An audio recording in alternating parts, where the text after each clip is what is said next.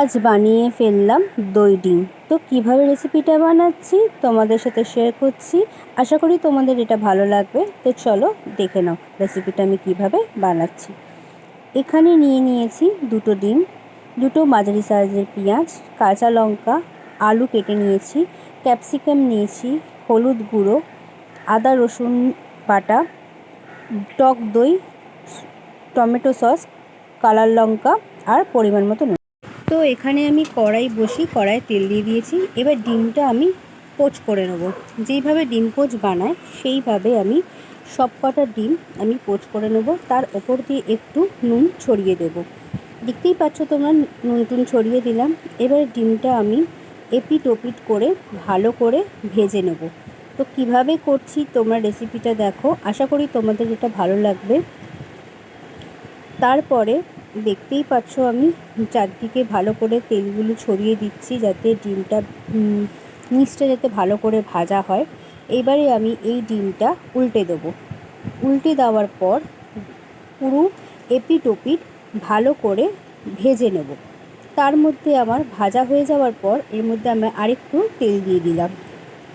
তেল দেওয়ার পর এর মধ্যে আমি দিয়ে দেব কেটে রাখা আলু। ধুয়ে নিয়েছিলাম আলুটা ভালো করে। তারপরে তেলের মধ্যে আলুটা আমি দিয়ে দেব। এটাকে আমি লাল লাল করে ভেজে নেব, যেরকম মাংসের আলু ভাজে ঠিক সেইভাবে। দেখতেই পাচ্ছ গরম তেলে আমি আলুগুলো ছেড়ে দিয়েছি। এর মধ্যে একটু নুন দিয়ে দেবো যাতে তাড়াতাড়ি আলুটা ভাজা হয়ে যায়। আমার অলরেডি এখানে দেখতেই পাচ্ছ আলু ভাজা হয়ে গেছে। আমি আলুগুলো এবার তুলে নিচ্ছি। আলুগুলো তুলে নেওয়ার পর এর মধ্যে আমি যা যা উপকরণ দেখিয়েছি সেই উপকরণগুলো দিয়ে দেব। তো চলো রেসিপিটা দেখো। এইবারে আমি ওই তেলের মধ্যেই দিয়ে দিলাম কাঁচা লঙ্কা আর দুটো মাঝারি সাইজের পেঁয়াজ কুচি করে রেখেছিলাম। সেটাকে ভালো করে তেলের মধ্যে নেড়ে চেড়ে নেব যতক্ষণ না একটু ব্রাউন কালার হচ্ছে। তো এখানে দেখতেই পাচ্ছ ভালো করে আমি ভেজে নিচ্ছি। অলরেডি একটু ব্রাউন কালার হয়ে গেছে। এর মধ্যে একে একে সব মশলাগুলো দিয়ে দেবো। দিয়ে দিলাম রসুন বাটা, আদা বাটা, তারপরে দিয়ে দেব মশলাগুলো। আদা বাটা, রসুন বাটা আর পেঁয়াজটাকে ভালো করে নেড়ে নেব। আর একটু লাল লাল করে ভাজা ভাজা হবে। তো এখানে দেখতেই পাচ্ছ আমার ভাজা হয়ে গেছে। এর মধ্যে আমি দিয়ে দেব কাশ্মীরি রেড চিলি, একটু কালার হওয়ার জন্য। আমি কিন্তু গুঁড়ো লঙ্কা ব্যবহার করছি না কোনো রান্নাতেই। কাশ্মীরি রেড চিলিটা কালার হওয়ার জন্য আমি দিই। এর মধ্যে দিয়ে দিলাম হলুদ গুঁড়ো, পরিমাণ মতো নুন। এটাকে ভালো করে নেড়ে নেব যতক্ষণ না এই পেঁয়াজ আদা রসুন মশলাটার থেকে তেল ছেড়ে আসছে। এখানে দেখতেই পাচ্ছ আমি ভালো করে নেড়ে নিচ্ছি। আর সত্যি কথা বলতে এত সুন্দর গন্ধ বেরিয়েছিল, আমি এখন তোমাদের বলছি আমার নিজেরই জিভে জল আসছে। যাই হোক, এর মধ্যে আমি দিয়ে দেব সস। অল্পই সস দিয়েছি, 1 চামচের মতো, বড় চামচের 1 চামচ। তারপরে ওই সসের বাটিতে অল্প একটু জল নিয়ে মশলাটার মধ্যে দিয়ে দিলাম যাতে মশলাটা তাড়াতাড়ি ভালোভাবে কষানো হয়। এখানে দেখতেই পাচ্ছ আমি মশলাটা কষিয়ে নিচ্ছি। আমার এখানে মশলা কষানো হয়ে গেছে, তেলও ছেড়ে দিয়েছে।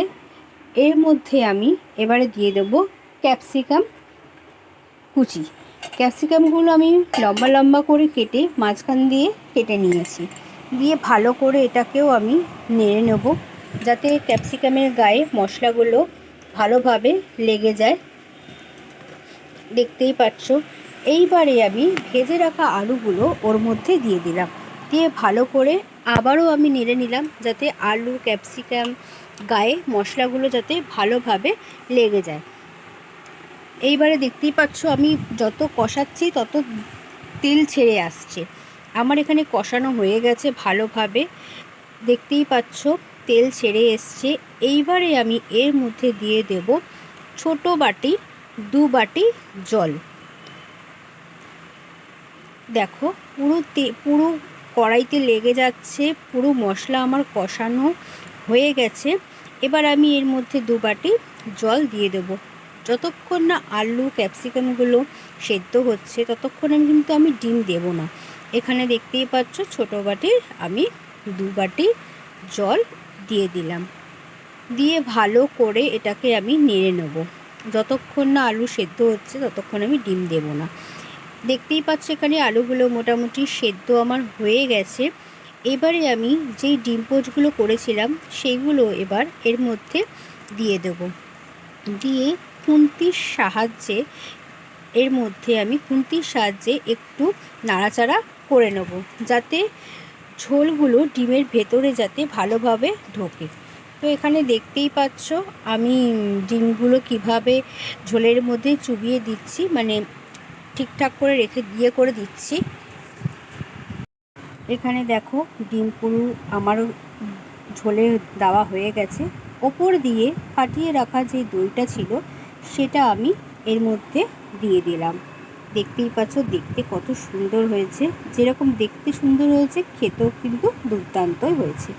এটা তোমরা দুপুরবেলায় ভাতের সাথে খেতে পারো, বা রাত্রিরে যারা ভাত খাও তারা খেতে পারো। তো আমার এখানে দই ডিম রেডি। তো দেখতেই পেলে কিভাবে আমি রেসিপিটা বানালাম।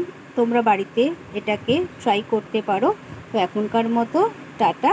আর ওপরে একটু সাজিয়ে দিলাম টক দই ফাটিয়ে, আর কটা কাঁচা লঙ্কা চেরা ছিল সেইটা দিয়ে।